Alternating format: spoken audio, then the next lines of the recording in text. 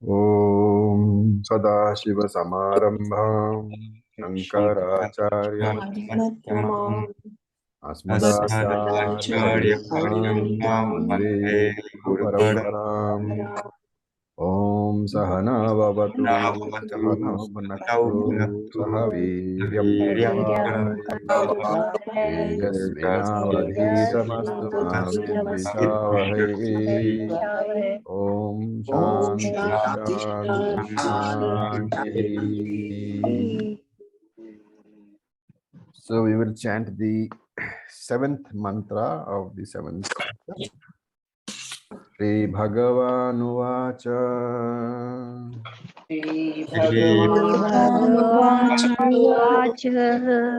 Matta Parataram Nanyat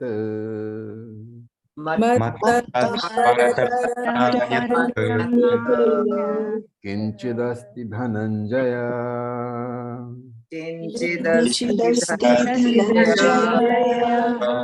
Mai Sarvamidam Protam Sutre Manigana Iva.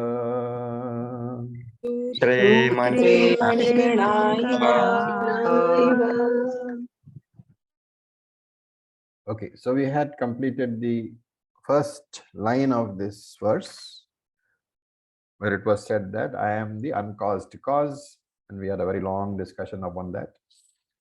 Now, the second line, Krishna is entering upon a completely different topic, which is basically the technique used in Vedanta. Okay, so what do we call the technique? Adhyaropa apavada prakaranam. Prakaranam is technique or the methodology. And adhyaropa means superimposition. Apavada means the negation. So by now you must be all familiar. This is how the entire Vedic teaching is given. This is called the methodology which you use in the teaching. So any teacher who does not use this methodology will not be successful in imparting the essence of the teaching. And what is this Adhyaropa Apavada Prakaranam? So there are various stages. First, what is before our eyes? The world, the objects. They are introduced as the product. So first, the Jagat is introduced to us. That is to say, Shastram introduces the Jagat to us as a product, as a Karyam. Now, if you have a Karyam, a product, you must have the cause, the Karanam. And therefore, after first introducing the world as Karyam, then Shastra says, okay, now you know the world is a Karyam. So let me introduce to you Ishvara, Bhagavan as the Karana. So first step is introduced world as product. Second step is introduce Ishvara as the cause, the creator. Then comes the third step. In the third step, what do you say? That the very features of the cause, they inherent in the product. Like when you say gold necklace, you say that the very gold itself, the very upadana karanam, the very material, which is the cause, the upadana karanam, that is the gold, is there in the product. And therefore you say there is really no product other than the cause. There is really no karyam other than the karanam. So this is the third step. So first two steps, introducing the world as karyam, introducing Ishvara as karanam, is the adhyaropa part of the prakaranam, is the superimposition part of the methodology. And the third step, when you are saying that there is no product other than the karanam, there is no necklace other than the gold, there is no world other than Ishvara, this is called apavada, the negation. So it's a very peculiar part of the teaching. You hold the necklace in your hand. Or maybe you are actually wearing the necklace around your neck. And then you assert, no, there is no necklace at all, because what you see is the gold. Earlier it was gold, and now it is gold, and thereafter also it will be gold only, right? There is no substance called necklace. So Chandogya Upanishad says, Vacharambhanam vikaro namadeyam. Vacha arambhanam. That word begins from your tongue, sits on your tongue. What word? The necklace. And what is it? Vikaraha. It is only a modification, a product. And therefore, namadeyam. It is only a name which belongs on the tip of your tongue. It doesn't really exist. So the gold necklace doesn't exist. It exists only on your tongue. There is no gold necklace outside you. What is there is only gold. And this is the dismissal of the product, the necklace. And similarly, in Vedanta, we say that the word Jagat, universe, it's actually a mithya entity because it exists only on your tongue. You call it Jagat, but we, the Shastra, we call it what? Ishvara. And therefore, in that one word which sits on your tongue, you dismiss the entire universe. So you will remember, na bhumirapo na vannihasti. Bhumirapo na cha vahinnirasti. Where is the world at all? So this is the third stage, the apavada. Then there is a fourth stage. What have you done so far? You have introduced the world as product. You have introduced Ishvara as Karanam, the cause. You have, in the third stage, negated the world as a product. Right? So you have to connect this to the first. The first is you introduce the world as a product. The third is you negated the world as a product by saying that it is only the Karanam itself.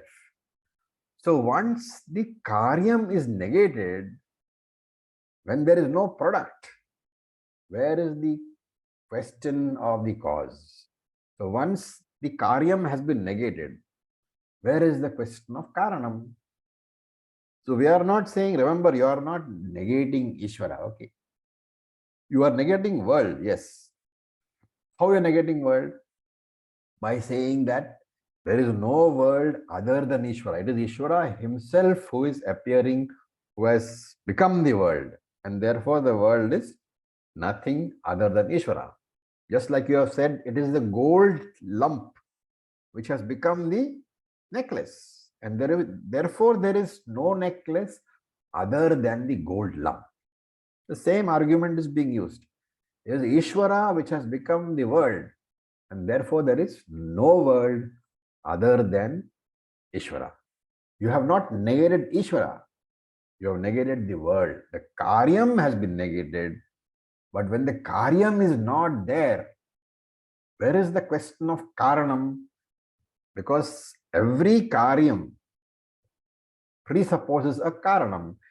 Wherever you say Karanam, there is a Karyam supposed to be there. It is the very product which gives the status of cause to something. It is the very world which gives the status of Karanam to Ishvara. And when the Karyam itself is not there, what are you doing? You are negating the Karanam status of Ishvara. You are not negating Ishvara.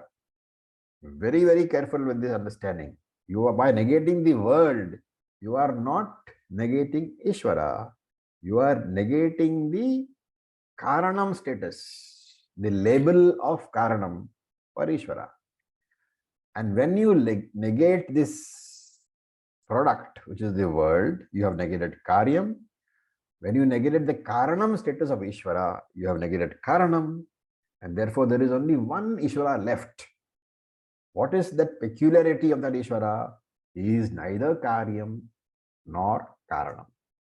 He is a Karya, Karana, Vilakshana Bhagavan. A Bhagavan and Ishvara who is neither a Karyam nor a Karanam, who is neither a product nor a cause. Right. Now, this line actually, this Mai Sarvamidam Protam, Sutre Manigana Eva, it is uttered by Krishna. The original of this example is found in the Brihadaranyaka Upanishad, where the world and Ishvara are presented in a different example. Ishvara is presented as the thread and the world is presented as a cloth. Okay, so kapda, the piece of cloth is the world and the thread is Bhagavan or Ishvara. So you're introducing Bhagavan as Karanam, as the thread, and introducing the world as Karyam, as the cloth. So that is Adhyaropa. Introduce the cloth by saying this is the product. Introduce the thread by saying this is the cause. And then the Upanishad analyzes to say that you please examine this cloth.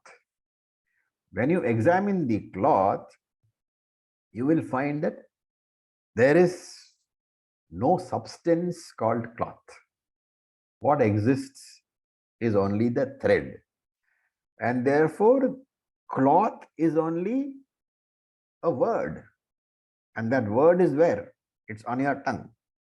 That word has been produced by your tongue. That cloth doesn't exist anywhere as an object. It is only the thread which exists. And therefore, you say there is no such thing called a cloth. So this is the negation of the karyam. And once the cloth has been negated, you don't have the label cause, karanam, for the thread. The thread is not negated, remember, but the thread loses the label of karanam.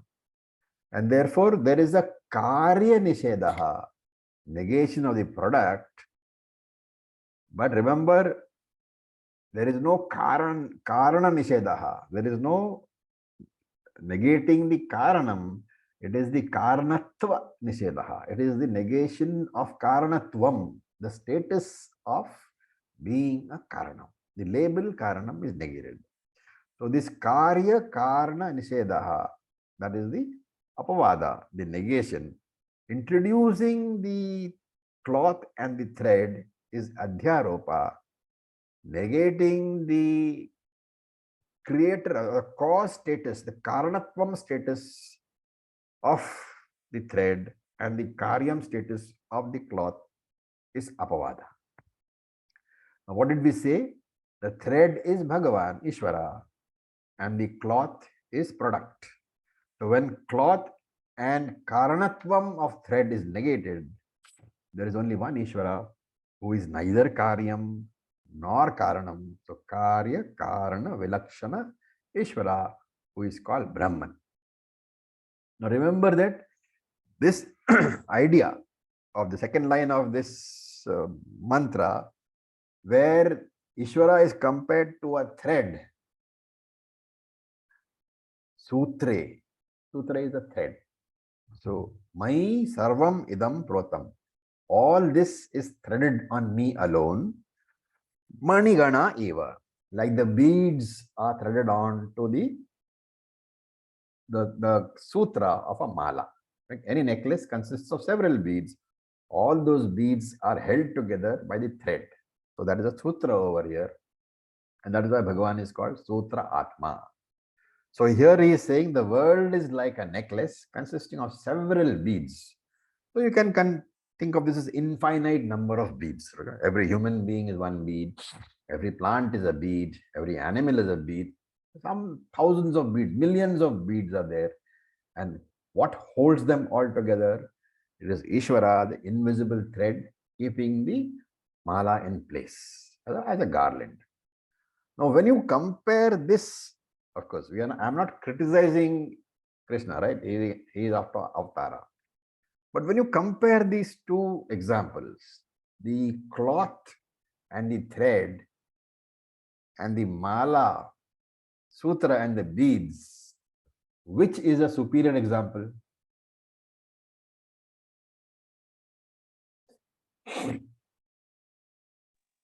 Cloth and thread. Why? The cloth and thread. Why is it superior? Because they are woven. Because the very Because existence the of cloth is cloth dependent on is the made thread. of the thread itself, And what is the whereas difference here? beads are not made of the thread. Yeah, I mean, you're all right, but you're not finding the right words, okay? In Vedanta, it's important to find the right words. The bead and the thread, they have independent existence. They are distinct. Yes, Right. They're yes. independent existences. Bead can exist Yes. without thread. Thread can exist without bead. Cloth cannot exist without thread. Okay. Yes. Now, therefore, in his Bhashyam, Shankara gives both these examples. These examples are not from my mind. Okay, this is from the Bhashyam. Shankara gives both the examples. Shankara does not criticize Krishna because Krishna is Bhagavan. He's just pointing out that this is a better example. The original example is from the Upanishad. But this example also, given its limitation, if you understand the limitation of the example, you should understand the limitation of the example. Why?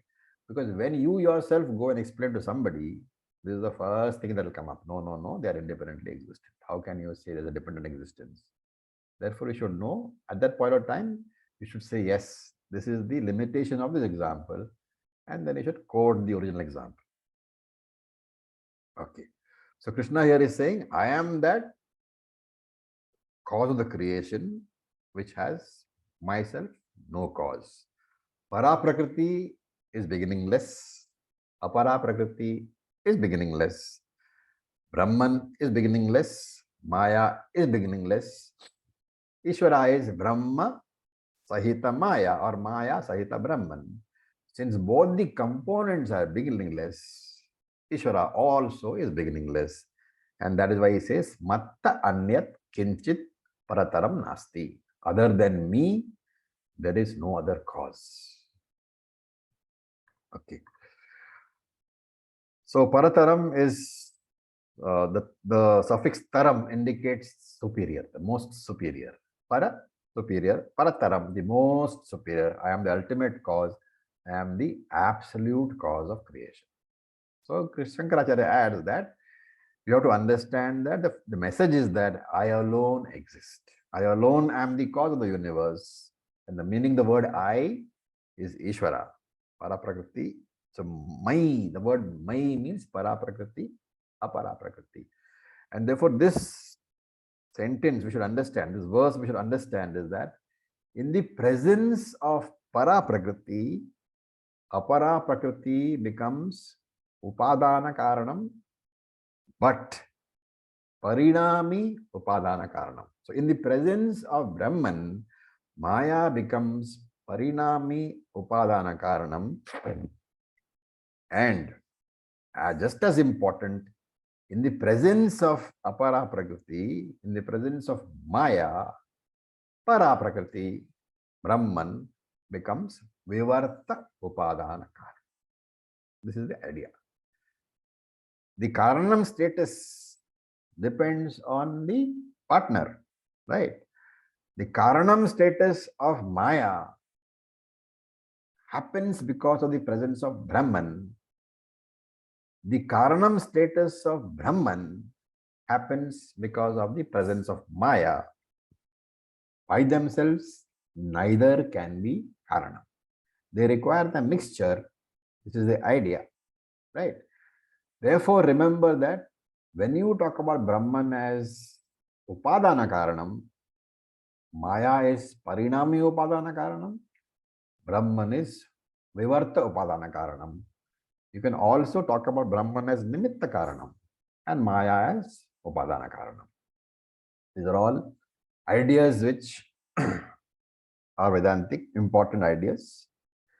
Okay, so Krishna is saying that I am the material cause of this creation, and other than me, there is no other cause for creation. And he gives the example of the beads, which I just explained. So when you say Mai Sarvam Idam Protam, is the essence is saying that I am the Antaryami. I am existing throughout, everywhere. I am Sarvagataha. Without the thread, the mala cannot exist. Without the thread, the cloth cannot exist. Similarly, Ishvara is the thread which is inherent in this creation. And that we should understand. So wherever there is Maya, there is Brahman. That is a very important thing to keep in mind. Wherever there is Maya, there is Brahman. So there is a story about a Brahmin priest, you know. You guys have heard about the Padmanabha Swami temple? Yes, Guru. Yes, Yes. we went there also. You went We there also. visited. Okay, so there is a story that there was one Brahmin who was sitting in the temple premises in front of the sanctum, and he was chanting the Vishnu Sahasranama. Now, Vishnu Sahasranama, if you are familiar, one of the phrases is Padmanabho Maraprabhu. You have learned, right? Padmanabho Maraprabhu. Yes. What does it mean?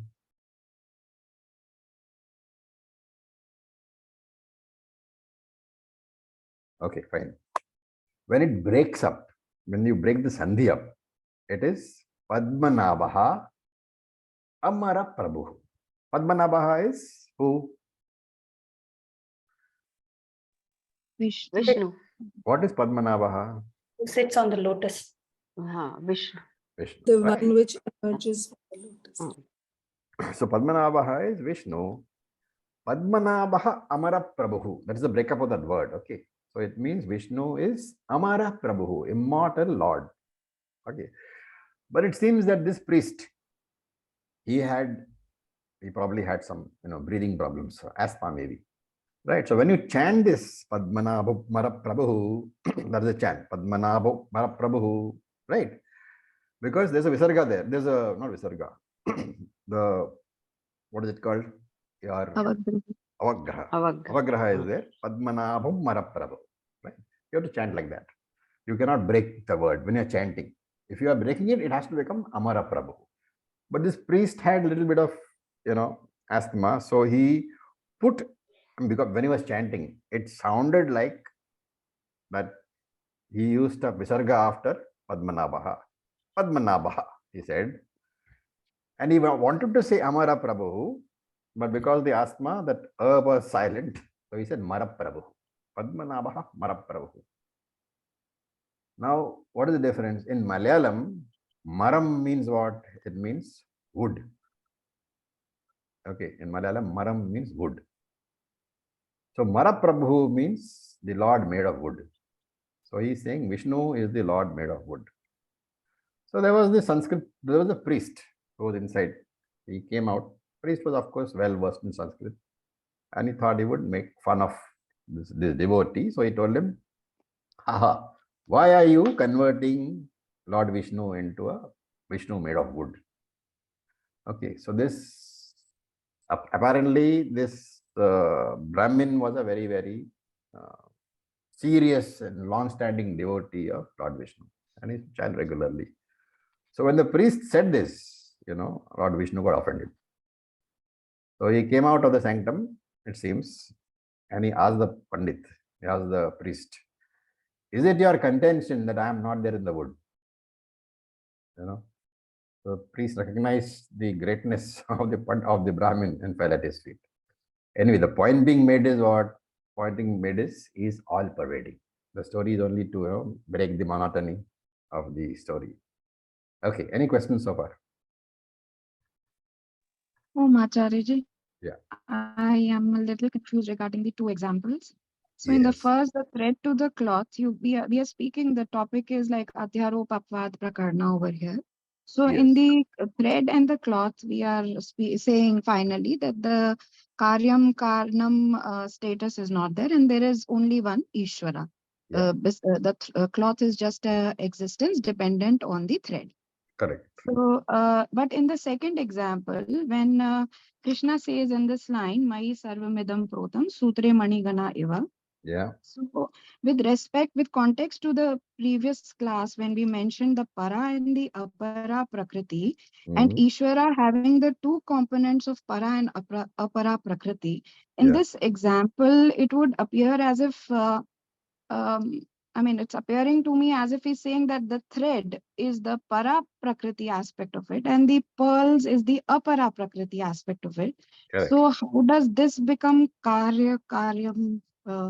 Vilakshanam and Adhyarupapad? Is it not a combination that he's still saying that the cell, the thread No, is the same, but because what is such? that's why I'm saying there is in this the moment you start you talking about the thread and the beads as having independent existence, you are attributing something to the example which Krishna did not mean. What Krishna is saying here is the bead, the mala cannot exist without the thread. The entire beads, the set of beads are being held together by the thread. And if the thread is not there, the beads fall apart.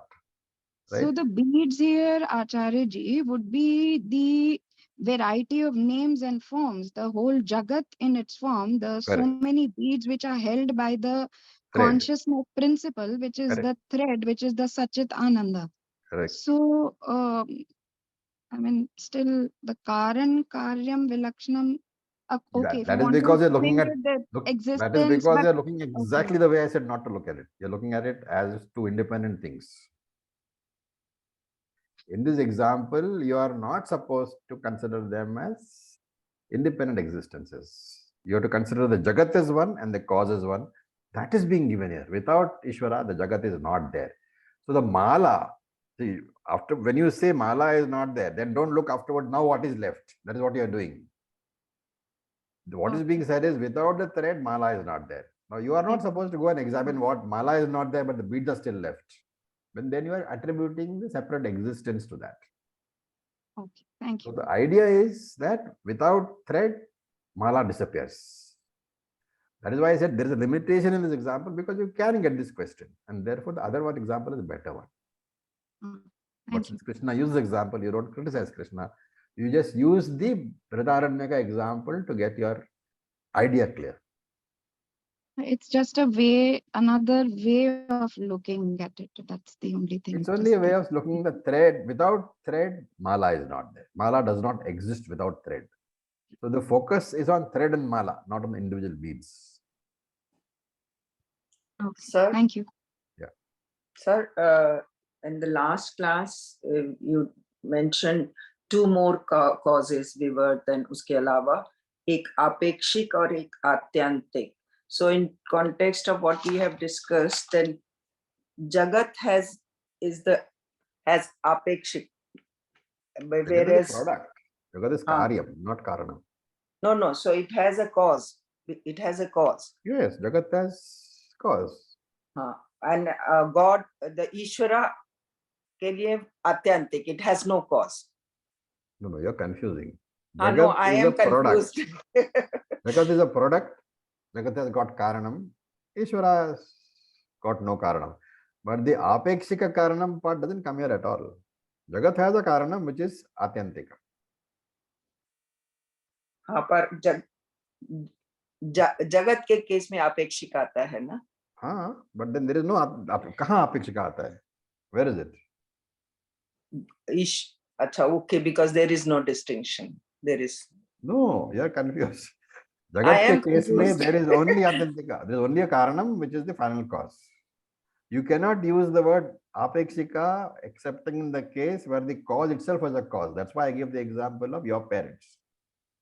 Your parents are your cause, but they are apekshika because they also have a cause. तो ये इस last time and में बिल्कुल आपने ये अपेक्षिक और आत्यंतिक mention किया था, तो मुझे समझ नहीं आ रहा. I am confused about that कि where was it connected? What was it? Apekshika is a relative cause, which itself has another cause. You will find that everything that you look at in this world is apekshika. But when you look at Ishvara, that is atyantika. That is why the two things are necessary to remember. That whenever you talk about Panchamahabhutani as the cause for the world, Panchamahabhutani is apekshika or atyantika? It is apekshika because Panchamahabhutani has got a further cause, Maya.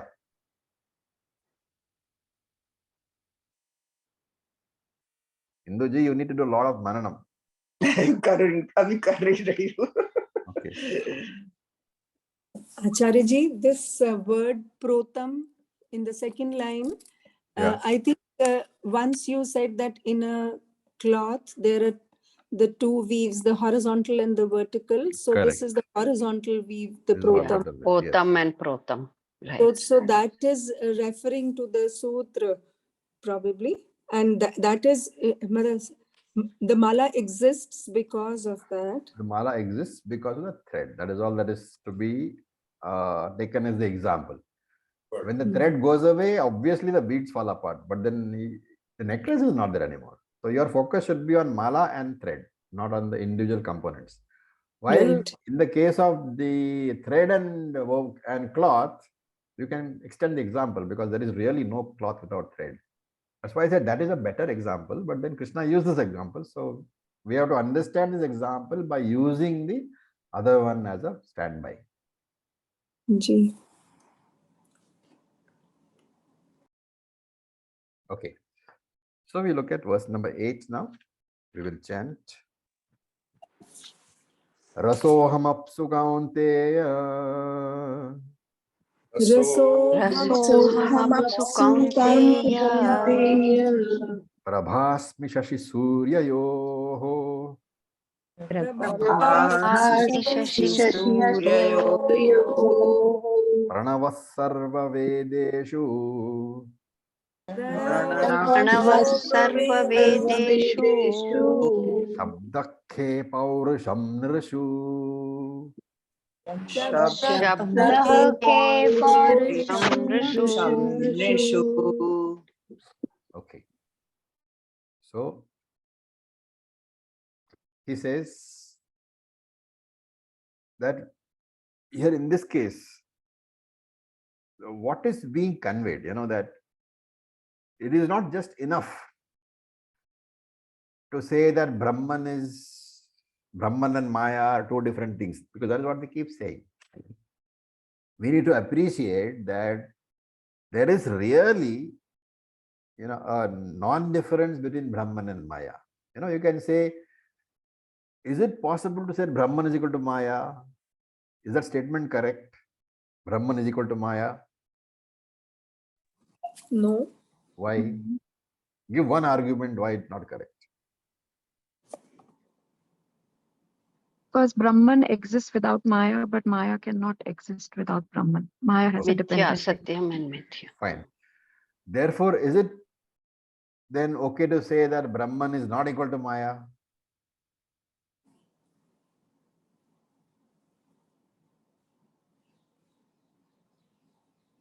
That can't be a valid statement. Why? It's a very, very, what they call, good question to ask. Is it correct to say that Brahman is not equal to Maya? And your answer is correct. It's not a valid statement, but what is the reason? Maya is not equal Maya, to but Maya Brahman. cannot be Brahman. No, Maya cannot Brahman is be superior Brahman. to Maya. Okay, let's look at it. Maya, Brahman is equal to Maya, you cannot say. Why? Because if you say Brahman is equal to Maya, then there is no difference.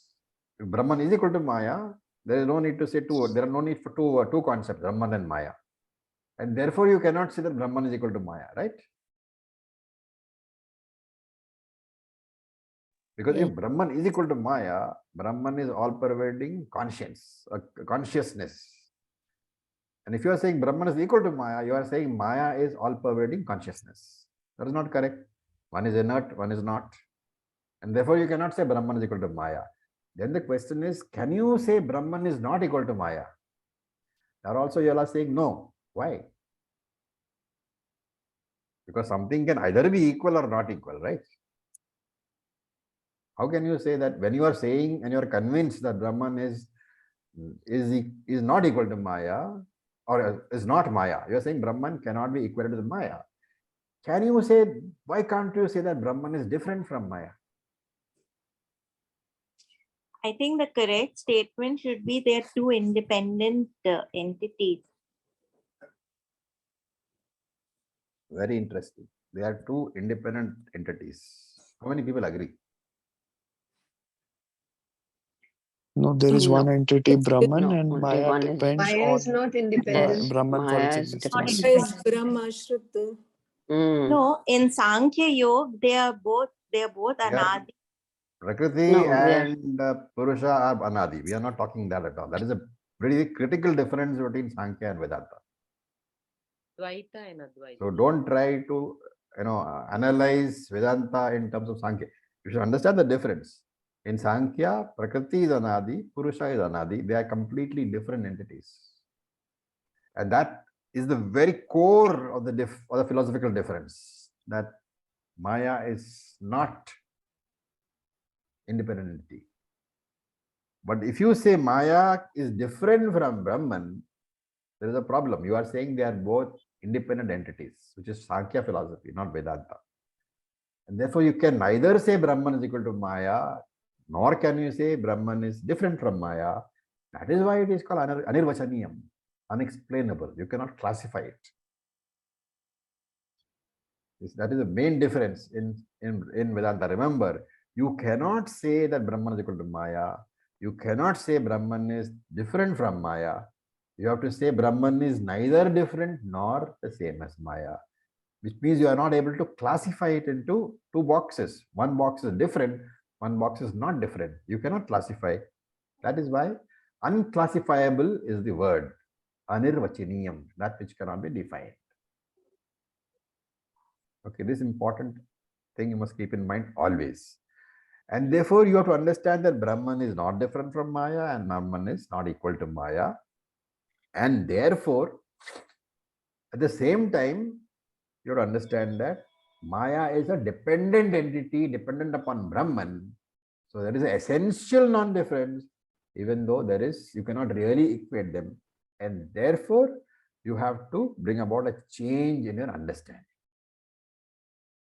And as the understanding of the world changes, what will happen?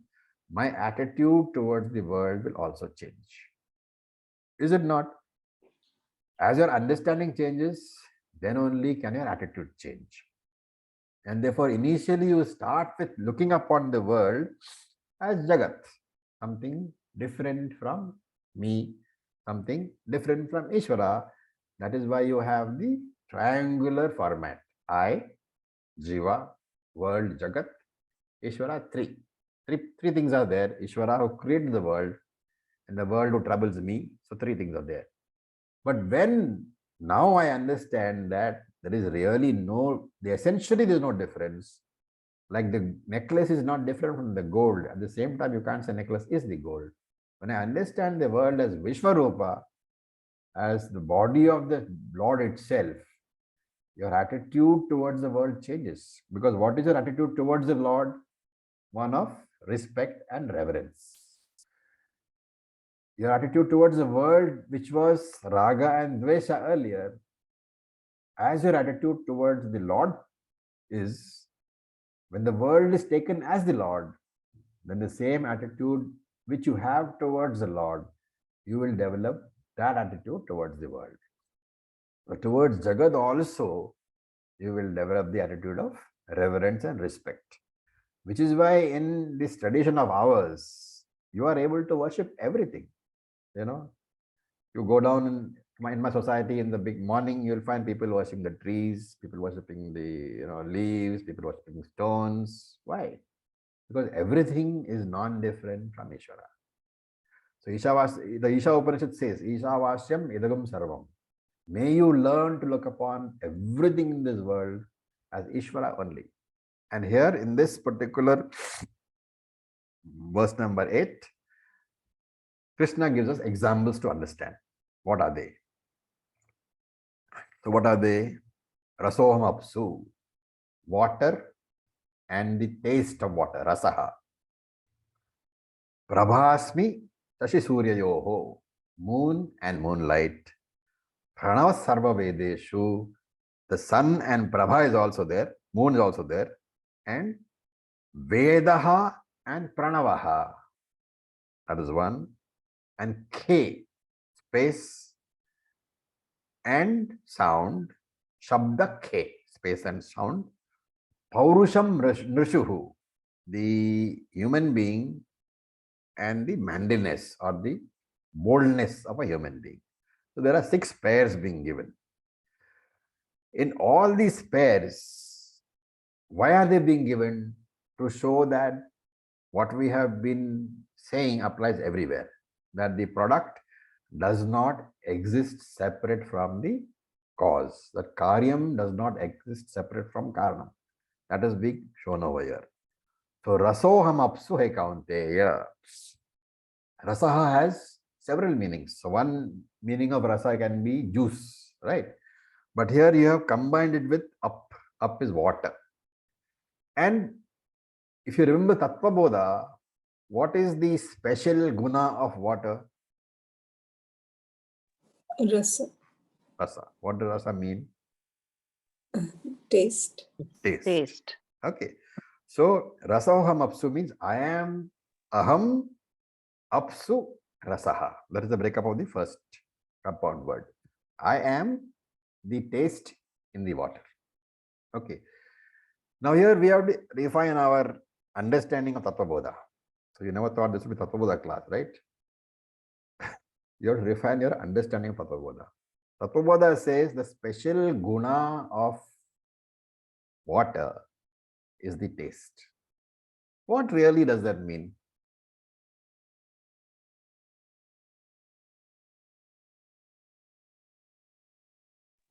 It's unique to water. Essence. Okay, it is unique to water.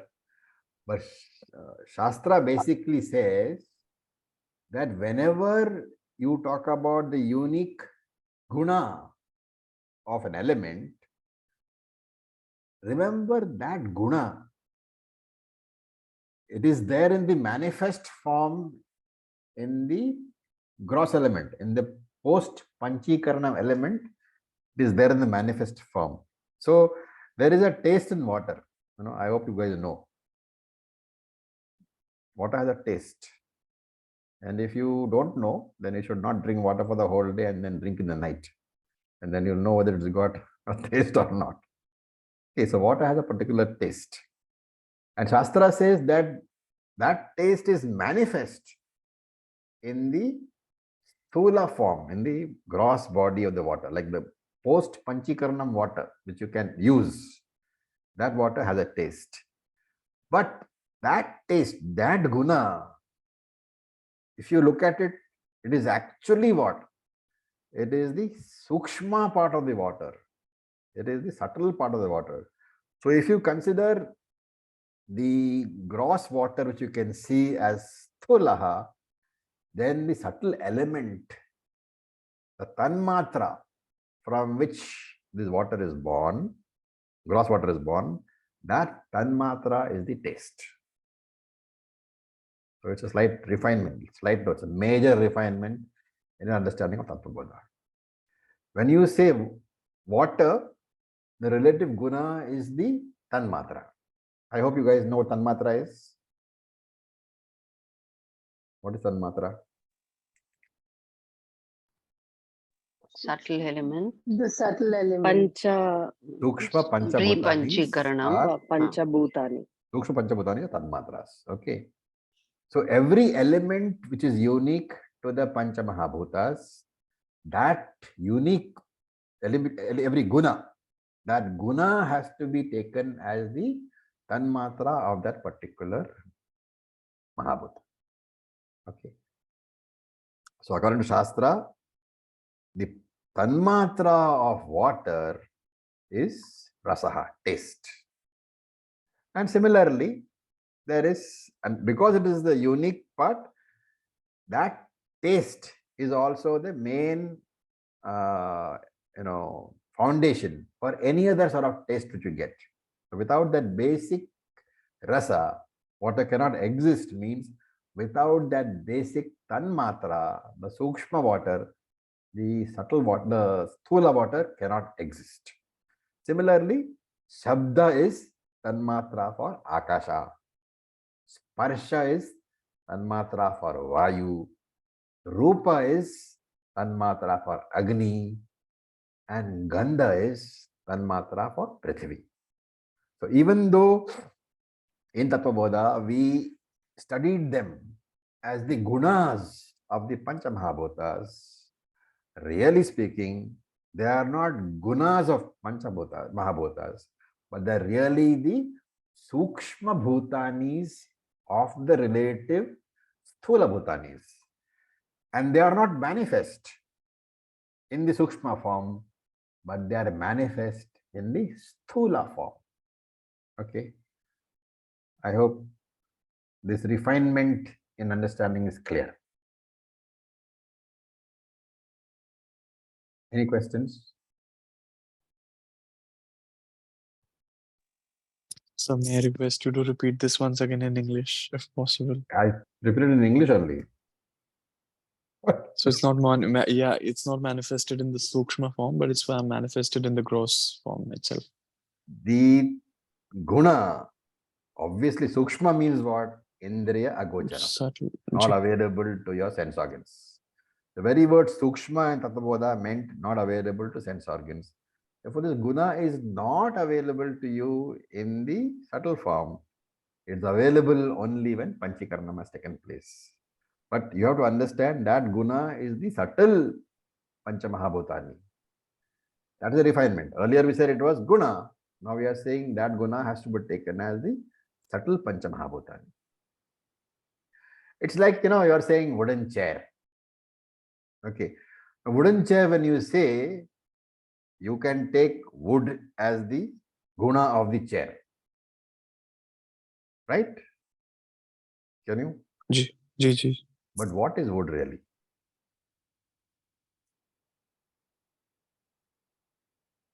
It is a very material, upadana karanam of the chair. So you are saying here that rasaha is the upadana karanam of apaha. Clear? Thank you. Ji. Thank you so much. Therefore, in this sloka, rasaha, when he says, should be translated as sukshma apaha, which is the cause of apaha. Apaha here is thula apaha. So here he is saying that I am the very karanam behind the sthula water. I am the very karanam behind the sthula water. The sthula water is the karyam, the product. But I am the sukshma water, the cause of that sthula water. And how do I experience? Now that's a question. How do I experience this sukshma water, which is called rasaha? Through my tongue. I'm experiencing the sukshma water, which is the taste. I'm experiencing it as the taste in the sthula water. The taste is available for experience only in the sthula water, but the taste is actually the sukshma water. Therefore, you can experience the sukshma element only in the form of the sthula element.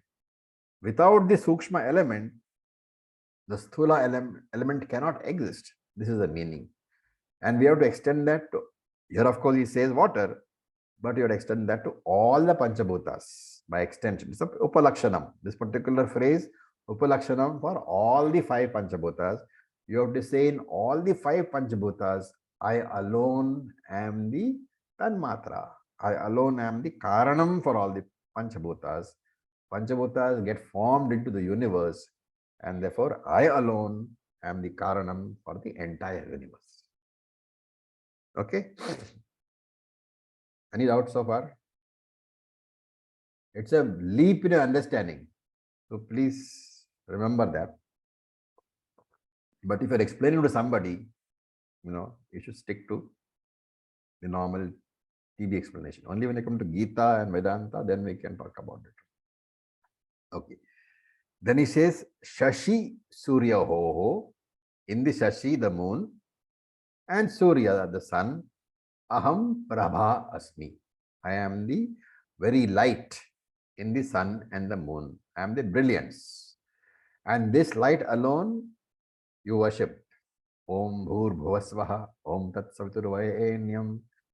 This light itself, this brilliance itself, which is the, he is saying, Aham Asmi, I am that light, I am the Lord who is the essence of sun and the moon.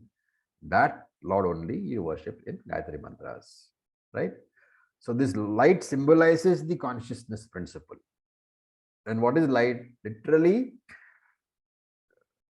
when you say Varenyam Bhargoho, when you say that Bhargaha means the destroyer of darkness. And then you say Dyo Prachodayat. That consciousness principle alone converts my intellect into a conscious, knowing instrument. Otherwise, what? The buddhi is anatma. It is matter. It has no life. But Dyo Prachodayat. Dyo Naf Prachodayat. That consciousness alone converts my brain into a live instrument. And therefore, this light alone is taken here as the rasaha, as the essential feature of the moon and the sun. And that is why you worship it. Then Pranava Sarva Vedeshu. Pranava means Omkara. And so he's saying that Omkara means what? Lord. Omkara is a name for the Lord. So he says, I am the very Pranava, the very Omkara, who is revealed Sarva Vedeshu. In every Veda, the objective, the Tatparyam is only one, to reveal Brahman. And I am that very Omkara, who is the Brahman, who is revealed in all the Vedas. And so I have told you this before. Veda condensation or summarization takes place at 3 different levels. The first level of summarization is Gayatri Mantra. And that is why we say that when you chant the Gayatri Mantra, you are chanting the entire 3 Vedas. Then the Gayatri Mantra can be further condensed into Bhu Bhuvasvaha, the Vyaratis. You can chant that also. That is second level. The Vyaratis can be further condensed into Bhu, can be condensed into Bhuva can be condensed to U, and Savaha can be condensed into Ma. So Om, Om becomes Om. And therefore, ultimately, whenever you chant Om, you are chanting the Om, the Vedas itself. And therefore, you can think of Omkara as, tang. Do you know what tang is? Tang is concentrated orange juice, right? We used to have tang. I don't know if it's still available. So that concentrate, when you pour in a little glass of water, you get orange juice. So expanded tang is a glass of orange juice. Expanded Omkara is all the Vedas. Then Shabda Khe. Kha is space. Shabda is word. Sound is the essence of all the pervading space. Again, this is the same reference to Panchamahabhutas, where sound is the guna, right? So sound can be understood here as Sattan Matra of Akasha, the gross Akasha. And here, remember, he is not saying Shabdake Eva. He is not saying I am like the sound. He is saying I am the Shabdaha. I am that very Tadmatraha. I am the very subtle form of the Akasha. So whenever I hear a sound, any sound, even the horn of the bus or the horn of the truck going by my house, remember it is experience of Brahman alone. Whenever you taste any taste, it is the experience of Brahman alone. So throughout this particular chapter, Krishna is preparing us for what? For the 11th chapter, which is Vishwa Rupa Darshanam. So he's saying here that there is no need to go into deep meditation and shut down your sense organs. Whatever your sense organs reveal, they are also Brahman only. You don't have to close your eyes in meditation. There can be open eye meditation. Look at everything, understand it is Brahman. And the last one is Paurusham Nrishuhu. So Paurusham is that boldness or that very essence of a human being. What makes you a human being is Paurusham. So Paurusham Nrishuhu. Now, human being, what makes you a human being? That particular essence, that also I am. The very essence of a human being, I am. So don't take it here as if he is not the essence of a tiger or a cat. Because he is talking to Arjuna. Arjuna is a human being. He is saying the very essence of you, I am. Had he been talking to a cat, he would have said, very essence of cat also, I am. He is the essence of all living beings and all non-living beings also. All living beings in the form of the very consciousness principle and the existence principle. All non-living beings in the form of the existence principle. So with this, we'll stop. Any questions?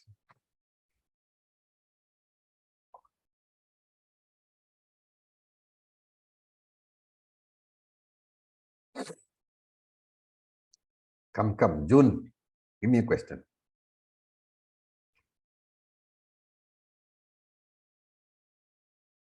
Om sir, here we have moved from the gross to the tanmatras as the for qualifying all the each of the tanmatras with their separate qualification. Is that the leap you were talking about? I just No. missed a little bit. No, he's talking about the fact that he is the cause of everything.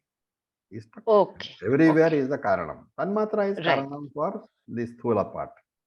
The subtle Right. body is the cause of the gross body. So that's what he's saying here. Ah, The very okay, cause. okay. Thank you, sir. I'd missed that. Yeah, thank you, sir. Okay, so with this we'll stop. Thank you for your patience. Om Purnamadav Purnamidam Purnat Purnamudachyate Purnasya Purnamadaya Purnam Eva Vasishyate Om Shanti Shanti Shanti Om Tat Sat Om Namah Shivaya Om Tat Sat. Om Om Namah Namah Shivaya.